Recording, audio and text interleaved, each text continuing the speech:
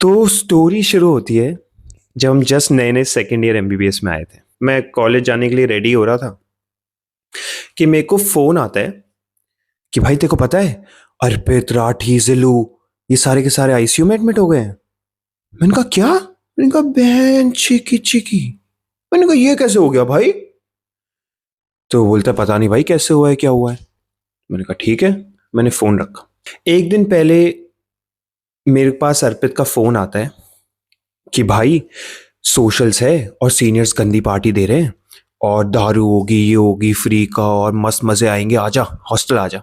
तो मैं तब ना हॉस्टल नहीं रहता था, मैं मेरे दो दोस्तों के साथ अपार्टमेंट शिफ्ट हो गया था। मैं कहा नहीं भाई, दारू वारू मुझसे ना होती है सब, तुम लोग करो। और मैं और मेरे दोस्त नहीं गए। तो ये स्टोरी स्टार्ट होती है जिलू के पॉइंट ऑफ व्यू से। सबसे पहले, जिलू इज शॉर्ट फॉर गॉडजिला। तो तुम समझ ही गए होगे कि जिलू कैसा होगा दिखने में। तो जिलू जैसा दिखने में था उससे 2 गुना बदतर सूंघने में था। 4 दिन 5 दिन तक नहीं नहाता था। और जब भी उसको बोलते थे कि भाई बदबू आ रही तेरे में से, बहनचोद नहा ले प्लीज, तो बोलता था कि 2 मिनट मेरे पास बैठ, बदबू अपने आप ही आना बंद हो जाएगी। Olfactory nerves are adaptive. ठीक है। तो जिलू हट्टा कट्टा मोटा इंसान, बदबूदार, ऐसे वैसे, अच्छा था दिल का, पर दिखने में ऐसा था। तो जिल्लू सोशल्स हो रही है, हॉस्टल में गंदी पार्टी हो रही है, सबको पिलाया जा रहा है, नीट ओल्ड मॉन्ग पी रहा है, और ये वो दुनिया का सबसे ज्यादा खुश है वो कि ओ मजा ही आ गया भाई ये। और वो जाके एक रूम में पास आउट हो जाता है। अब उसी रूम में 3 और लोग पास आउट है, 2 एक बेड पे, एक जमीन पे। तो जिल्लू सोया है बेड पे, उसके नीचे ही साहिल भी पास्ड आउट है।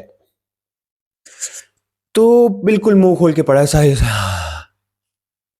तो कई लोगों ने तो अब तक डॉट्स कनेक्ट कर लिए होंगे कि क्या हुआ। पर नेक्स्ट जो हुआ मैं बताता हूं। तो जिलू बेड पे टर्न लेके उल्टी करता है सीधे साहिल के मुंह में, बूम। I know. और साहिल सारी की सारी उल्टी एस्पिरेट कर लेता है। पता नहीं मैं तो खुशी से क्यों बता रहा हूं, पर ठीक है। साहिल सारी की सारी एस्पिरेट कर लेता है। तो साहिल का बहुत बुरी हालत है, आसपास सारे के सारे पास आउट हैं, जिलू भी उल्टी करके पड़ गया कि क्या ही है, उसको तो कुछ पता ही नहीं क्या हुआ। तो वो तो अच्छा है गेट खुला था रूम का, तो हॉस्टल में और जो बच्चे थे उन्होंने देखा ये क्या, किसी के मुंह पे उल्टी हो रखी है, ये हो रखी है, क्या चल रहा है ये। उसने जाके उसको देखा तो उसकी पल्स बहुत कम है, और शायद उसने एस्पिरेट कर ली उल्टी, तो उसकी बहुत बुरी हालत है। तो उस बंदे ने एम्बुलेंस बुला दी। अच्छा है उसने एम्बुलेंस बुला दी। तो अब एम्बुलेंस आई, उसने देखा कि हाँ यार ये एस्पिरेट वाले की तो बड़ी हालत खराब है। लेकिन उन्होंने आसपास देखा, उन्होंने देखा ये बचे हुए 3 लौंडों की लात मारी, मतलब इनकी हालत भी ज्यादा अच्छी नहीं लग रही है। तो उनको भी पटक के एम्बुलेंस से सीधा हॉस्पिटल ले गए। ठीक है। तो अब सारे के सारे हॉस्पिटल में है। अब तुम्हें जाननी पड़ेगी अर्पित के पॉइंट ऑफ व्यू से स्टोरी। तो अर्पित ने मेरे को फोन किया है, भाई आजा पार्टी करेंगे, वो मैंने मना किया, उसे फोन रखा है। और 1 घंटे बाद वो भी मस्त दारू पी रहा है, ये पी रहा है गंदा जाके अच्छे से, लेकिन वो रिस्पॉन्सिबल इंसान की तरह नॉर्मल, जबरदस्ती सीनियर्स ने बहुत पिला दी थी, लेकिन वो बेचारा सही इंसान था, जाके सो गया अपना चुपचाप कमरे में। पास आउट, सोया तो नहीं, पास आउट हो गया। तो अब अर्पित जस्ट पास आउट हुआ है, और अब तुम अर्पित का पॉइंट ऑफ व्यू समझो। पास आउट होने के बाद उसकी आंख खुली है नेक्स्ट दिन, तो वो देख रहा है कि ये कहां गया, मैं बहनचोद, मैं आईसीयू में कैसे हूं, क्या कितने दिन से मैं यहां पे हूं, क्या टाइम हो चुका है, क्या हुआ है, उसको कुछ भी नहीं पता। और उसकी गंदी फट गई है। तो जब वो ये सब सोच ही रहा था, क्योंकि आईसीयू में ना ही कोई विंडोज होती है ना ही कुछ और होती है, तो दिन है रात है, तुम्हें कुछ भी नहीं पता रहता कि क्या हो रहा है। तो जब वो ये सोच ही रहा है तो अचानक से नर्स आती है। तो जब भी कोई ऐसे बंदा आता है जो अनकॉन्शियस होता है, जो पास्ड आउट होता है, तो उसके ना आपको ब्रेन असेसमेंट करना होता है कि ब्रेन इंजरी तो नहीं हुई, कुछ तो नहीं हुआ। तो उसे नॉर्मल क्वेश्चंस पूछते हो कि अलर्ट है, रिस्पॉन्सिव है, डे टाइम एंड डेट ये सब पता है नहीं पता। तो अर्पित से पूछने लगी। तो अर्पित को कुछ नहीं पता कि डेट टाइम क्या है, सामने क्लॉक थी, लेकिन अर्पित को तब लग रहा है कि यार मैं ना क्लॉक में देख के चीटिंग नहीं कर सकता है, मेरे को लगता है ऐसे खुद से ही बताना है आंसर। तो कुछ नहीं बता पा रहा, नर्स को भी लग रहा है इसकी सही में बहुत बुरी हालत है कि ये तो कुछ भी नहीं बता पा रहा। तो अर्पित की तो पूरी दुनिया ही बदल गई 2 मिनट के अंदर अंदर, सो के ऐसे आंख खुली और क्रेजी।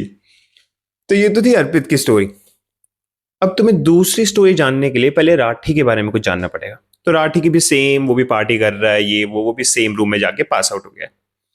राठी है रोहतक का Jat. Rathi 6 foot, well build, हट्टा कट्टा इंसान है।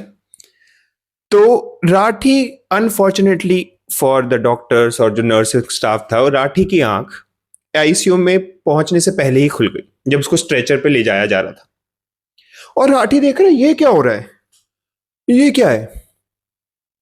तो राठिया जहां से उठता है और गाली गलौज शुरू कर देता है सबको मार रहा है, पीट रहा है, किसी कंट्रोल में नहीं आ रहा। हमारे प्रोफेसर जो हमें पढ़ाते हैं, जो हमारे सीनियर है, जिनको बॉस बॉस कह के बुलाते हैं हम, उनको गालियां दे रहा है माँ बहन की, उनके साथ बुरा कर रहा है। और राठी किसी कंट्रोल में नहीं आ रहा।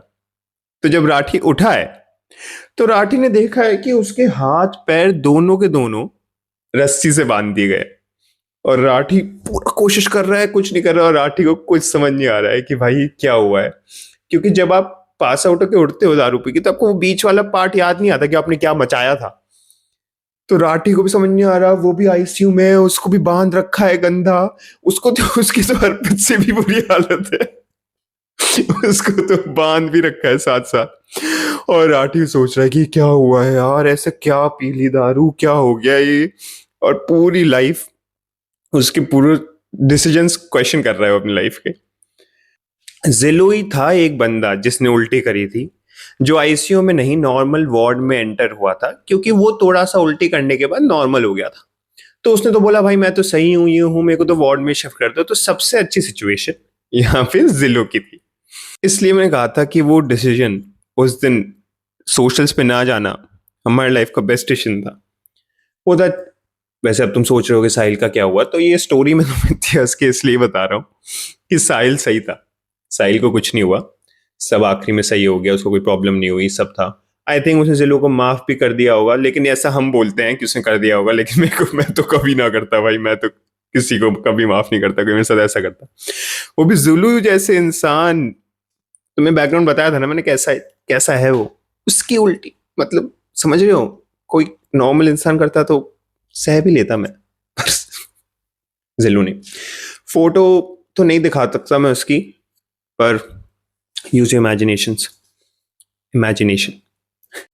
इसलिए दारू वारू नहीं पीनी चाहिए भाई कोई तुम्हें फोन करे ना कि सोशल्स हो रही है, ये हो रहा है, आ जाओ, चुपचाप मना कर देना और चुपचाप सोने चले जाना। अगले दिन उनके घर वालों को बुलाया गया है, उनकी गंदी गान मरी है चलो ठीक है, बाद में वो वही है, स्टोरी बन जाती है, बात होती है कि हाँ हमेशा याद रहता है। पर उस समय भाई बहुत बहुत बहुत बुरी हालत हो गई थी उन लोगों की। हम तो हंसते थे भाई सिर्फ उन पे कि क्या हुआ। सिल्लू की तो सिर्फ पिटाई होती थी उस दिन के बाद से, कोई भी सीधे मुंह बात नहीं करता था कि तेरी वजह से हमें भी एम्बुलेंस में डाल के लेके, कि क्यों सोए हम उस रूम में। क्या हमारी पर एक वो आई थी कि हम उस रूम में जाके सोए जिलू के साथ। जिलू के साथ सोना बंद कर दिया लोगों ने कि ये तो वैसे इतना स्मेल करता है भैंचो, इसका कोई नहीं रहेगा, इसका रूम ही अलग पटको, इसका अलग अलग कर दो, इसको आइसोलेट कर दो। लेकिन इवेंचुअली जिलू को माफ कर दिया हमने, सही बंदा था भाई जिलू, अच्छा है, था नहीं मतलब है अनफॉर्चुनेटली स्टिल अलाइव। पर say no to drugs and alcohol. MBBS में भी क्रेजी स्टोरीज हैं भाई, मोर। अगर तुम्हें और सुनना है, पहली बात तो तुमने रियलाइज कर लिया होगा कि मैं रियल कॉमेडी क्लब में नहीं हूं। तो क्योंकि मैं यूके में रहता हूं, और लेट्स जस्ट अज्यूम कि मैं रियल कॉमेडी क्लब में हूं, और पीछे तुम्हें हंसने की आवाजें आ रही हैं, सामने से ये हो रहा है। It will be very helpful guys अगर तुम लाइक, कमेंट, सब्सक्राइब कुछ भी कर सकते हो। तुम पूछ सकते हो क्या पूछना है तुम्हें, बट दिस वॉज इट। मेरे पास और स्टोरीज ही हैं, बहुत स्टोरीज हैं मेरे पास एमबीबीएस की ऐसी। तो अगर तुम्हें और जाननी है तो प्लीज शेयर करो इस वीडियो को, and see you in the next one.